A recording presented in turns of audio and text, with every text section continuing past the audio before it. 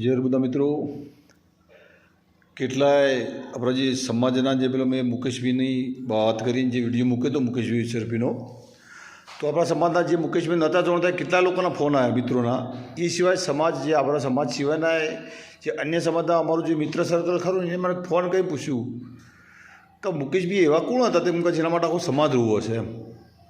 સમાજની હરેક દીકરી, હરેક બેન ગણો કે હરેક ભાઈ ગણો કે હરેક છોકરો ગણો, સમાજ આખો સમાજ જેના માટે રડે છે, આટલી બધી શોક સભાઓ એ બધું રખાય છે. એમ કે આવો કોણ વ્યક્તિ છે? તો હવે બીજો તો કોઈ મારા પાસે શબ્દો હશે નહીં એમના કહેવા માટે, પણ મને એક વિડીયો આજે મેં જોયો તો હું એ વિડીયો જ એમના માટે મૂકું છું. અને તમે જુઓ તો તમે જ નક્કી કરો કે આવા વ્યક્તિને કોણ ભૂલે કે જે ફક્ત પરોપકાર માટે, સેવા માટે જન્મ જેને લીધો હોય ને. એટલે સમાજ ખરો ને, સમાજ યાદ રાખે, કોઈ પણ સમાજ હોય. અને અમારો સમાજ તો બહુ લાગણીશીલ છે યાર. કે જુઓ તમે આ, પછી હું તમને વાત કરું.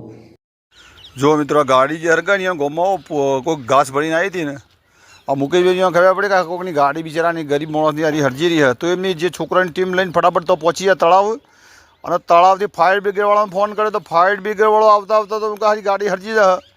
ત્યાં લોકોએ જાતે પાણી છોટીને હાન તેન કરીને અગ્નિને ઓલવાનો પ્રયત્ન કર્યો હતો. અને તમે જુઓ ગાડી બીજાની છે, મદદ કેવી કરે છે, જુઓ જાતે જ ખાલી કરે છે. એ લાગે છે નવરી અગ્નિ તો હોય જ તો કણ બરાબર. અને જાતે જ મદદ કરવાની એમ કે ભાઈ ગમે ને હોય એવી. અને એટલા માટે જ લોકો જે આવા તો કેટલાને મદદ કરેલી છે એમ કે ભાઈ આના વ્યક્તિ તમારો વખણાય છે કે કોઈ પણ વ્યક્તિનું આવું કામ હોય, ગમે એ કામ હોય. ખાલી આ તો એક વિડીયો હતો તો મેં તમને બતાવવાનો પ્રયત્ન કર્યો કે લોક કેમ રૂવે છે અને આટલા માટે આ વ્યક્તિઓ માટે રૂવતું હોય છે ને સમજ તમે ઓછું પડે છે. જોઈ મિત્રો, આ જે ભાઈ છે ને એ આ ભાઈ આવું કામ કરતા, પરોપકાર ગમે એનું હોય, જવાન અને ઈમાનદારીથી મહેનત કરવાની. એમ એવું નહીં કે બસ દેખાવ કાઢ કે ફોટા પડાવવા માટે નહીં. અને એક લાગણી હતી, આખા સમાજની લાગણી. અને કેટલાય લોકોના ફોન આવ્યા કે ભાઈ અમને મદદ કરી છે, અમને પણ મદદ કરી છે. એટલે સમાજ તમારું હોય છે. આજે અમારા સમાજ એવું દુઃખ થયું છે ખરું.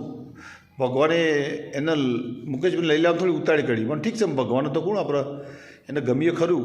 કદાચ એવી આટલા સમય અને શું કહું, આટલા સમય માટે જ આપણે જોડી રહેવા માટે જ કદાચ ભગવાને એમને જન્મ આપ્યો હોય કે એમનું નામ, એમનું ખોડિયું, એમનું ગોમ,